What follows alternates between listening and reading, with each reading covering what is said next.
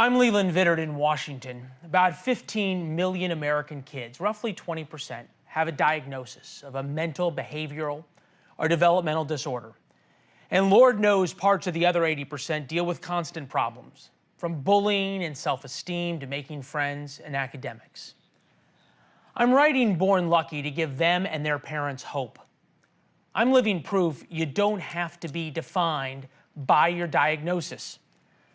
As a little boy, child psychologists told my parents I have what we now know as autism. My middle school principal told my parents I was, quote, weird. They were both right. I didn't talk until I was 3. Among many problems that led to bullying, of course, I had no friends, and teachers got in on the fun too. In 8th grade, the art teacher said in front of the entire class, and I still remember this, that if his dog was as ugly as me, he would shave its ass and make it walk backwards.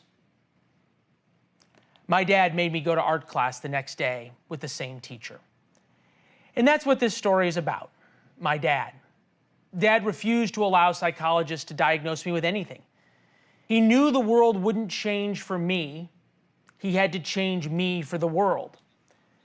That is this story. He sold his company, stopped his career, and dedicated the next 18 years to helping me. Dad decided push-ups would whip my 7-year-old body into shape that no schoolyard bully would dare mess with. Soon he had me doing 200 a day. I was unable to read social cues, so he'd take me to dinner.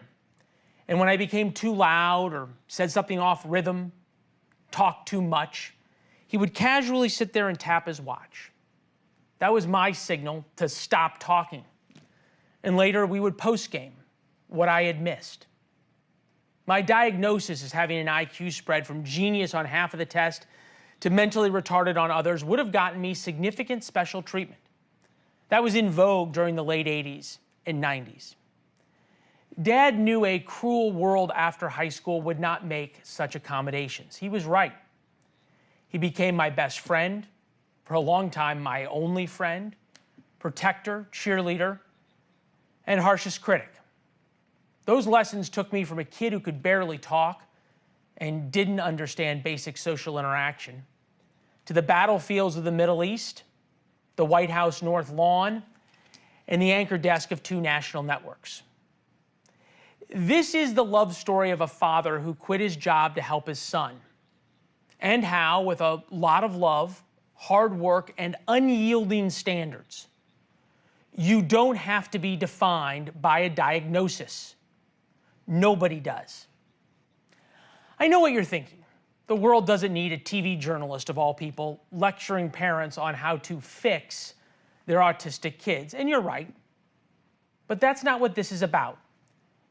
This is about giving hope to tens of millions of parents whose kids are struggling every day, not just with autism, but ADHD, learning disabilities, anxiety, bullying, and the difficulties of growing up. Your kid doesn't have to be defined by the diagnosis.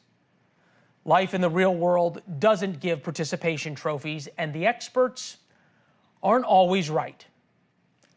I've never talked about this before, but it's time.